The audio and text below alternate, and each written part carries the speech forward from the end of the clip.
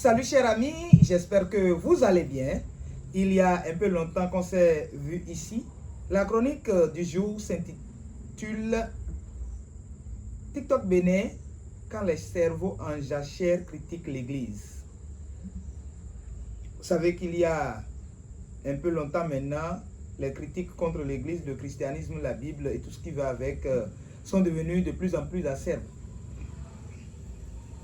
Dernièrement, j'étais sur TikTok et j'ai vu une capture d'écran de Facebook qui a été publiée qui dit à peu près ceci. Ce n'est qu'en Afrique que vous verrez des gens prendre des terres arables, y implanter une église et se mettre dans les églises ou bien dans l'église pour commencer à demander à Dieu de leur donner à manger. L'auteur de la photo sur TikTok a ri à gorge déployée. Et c'est comme si c'est marrant et ça fait réfléchir. En réponse du berger à la bergère, rapidement, j'ai fait une vidéo TikTok en fond que j'ai publiée. Cela m'a permis de découvrir encore les raisons cachées que je soupçonnais déjà qui sous-tendent la publication de cette photo. Et on va en parler. Vous savez, quand nous prenons une église, la superficie moyenne, c'est entre 200 et 400 mètres carrés. Je veux dire la superficie où on érige le temple. Si on admet que chaque fidèle occupe 1 mètre carré, ça fait 200 à 400 fidèles. Quand on va cultiver un champ de 400 mètres carrés ou de 200 mètres carrés, pendant combien de temps les vivres qu'on va avoir vont suffire pour nourrir ces gens-là? Quelle quantité chacun pourrait avoir? Tellement insignifiant, n'est-ce pas? Deuxième chose, quand on construit une église, est-ce que l'église n'a pour but que de demander à Dieu de nous donner à manger? Vous ne verrez aucune église qui ne va faire que ça. Pourquoi? Parce que si une église arrive à commencer par faire ça du lundi au lundi ou bien du dimanche au dimanche, la faim va les dégager et les mettre dehors.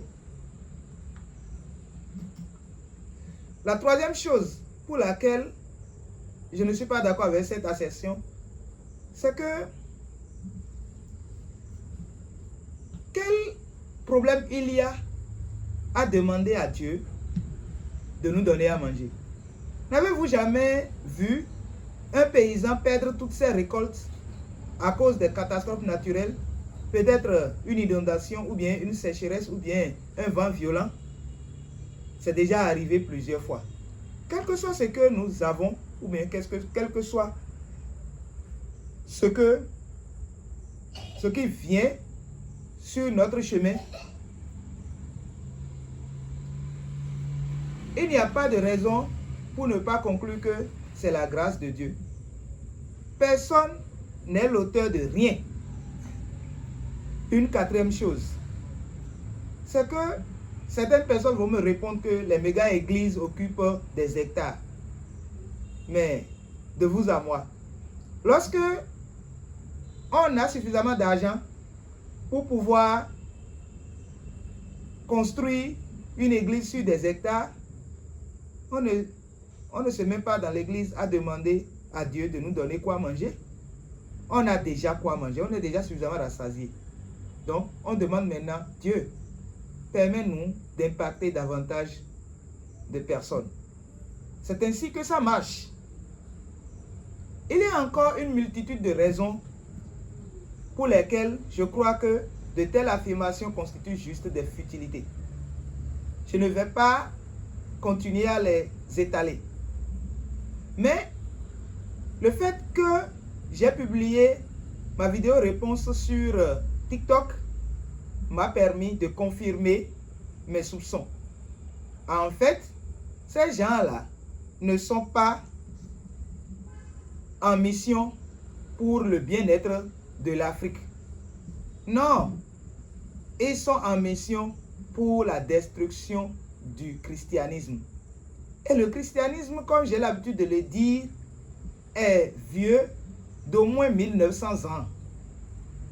Si les gens n'ont pas pu le détruire jusqu'à maintenant, je ne suis pas sûr que ce soit eux qui pourraient le faire. Le christianisme a résisté à l'épreuve du temps. Les commentaires que j'ai eus sous la vidéo TikTok sont vraiment ahurissants pour ceux qui sont contre. Ils n'ont pas trouvé de raison. Vous connaissez le mot qui sort quand le robot antichrist est installé dans la tête des gens, non? Aliéné à la puissance 10 milliards. C'est ça. On me traite d'aliéné. Quand on me traite d'aliéné, est-ce que ça a changé la véracité de ce que je dis? Non. Quand on n'a pas les raisons pour pouvoir avancer dans une argumentation, la seule chose qui reste, c'est qu'on insulte les gens, on les traite de tous les noms, pour qu'ils puissent s'énerver et s'en aller. Pour manipuler mes émotions, revenez demain. Ce n'est pas Moussa ça. Quelqu'un d'autre dit qu'il y a 50 ou bien 30 églises dans un seul village, alors que les enfants marchent des kilomètres pour aller à l'école. Ça m'a fait sourire. Première question. Est-ce que c'est ceux qui ont construit les églises qui sont censés construire les écoles? Deuxième question. Est-ce que ceux qui ont construit les églises ont refusé à quelqu'un de construire les écoles? Troisième question. Est-ce que ces gens-là réfléchissent même? Est-ce qu'ils ont au moins questionné l'histoire par rapport à qui sont ceux qui ont créé les premières écoles formelles en Afrique? Ce n'est pas l'église. Qui sont ceux qui ont même créé l'alphabet dans les langues maternelles en Afrique? Ce n'est pas les églises, parce que ce n'est pas les missionnaires, parce qu'ils veulent que la Bible soit dans les langues. Quelqu'un d'autre dit que... Et puis la même personne, quand je suis allé voir son compte, il publie des photos de Egungun et des vidéos de Egungun. Est-ce que si l'église... Il me dit que l'église ne contribue à aucun développement de l'Afrique. J'ai posé la question de savoir, est-ce que c'est les Egungun qu'il publie à longueur de journée sur son compte là qui contribuent au développement de l'Afrique? Point d'interrogation. Ce que l'église fait, on va encore y revenir. Et j'ai déjà écrit plusieurs articles sur mon compte Facebook, où j'ai dit que les pasteurs, les vrais, les prêtres, les vrais, ont besoin d'être décorés parce qu'ils contribuent à la morale, à l'émancipation, à faire progresser la morale dans la société. Et ça, si on a moins de voleurs, moins de brigands, moins d'assassins, les églises en sont pour beaucoup. Et on devrait décorer ceux-là qui travaillent pour ces choses. Moi-même y compris. Si c'est ça qui vous fait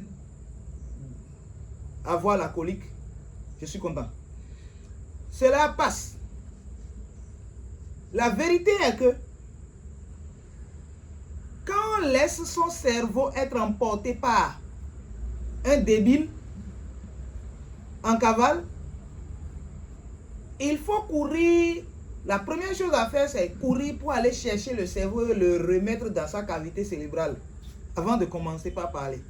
Autrement, vous vous pavanez sur les réseaux sociaux à montrer que vous n'avez plus votre cerveau en place et c'est dommage. Quelqu'un me dit que mon nom de famille en dit long et que comme je m'appelle Moussa, je suis un diseur de bonne aventure et que je bavarde pour ne rien dire. Ma réponse est ceci.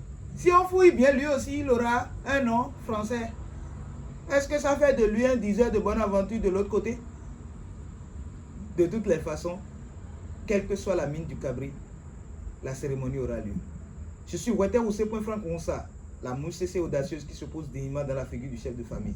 A plus tard.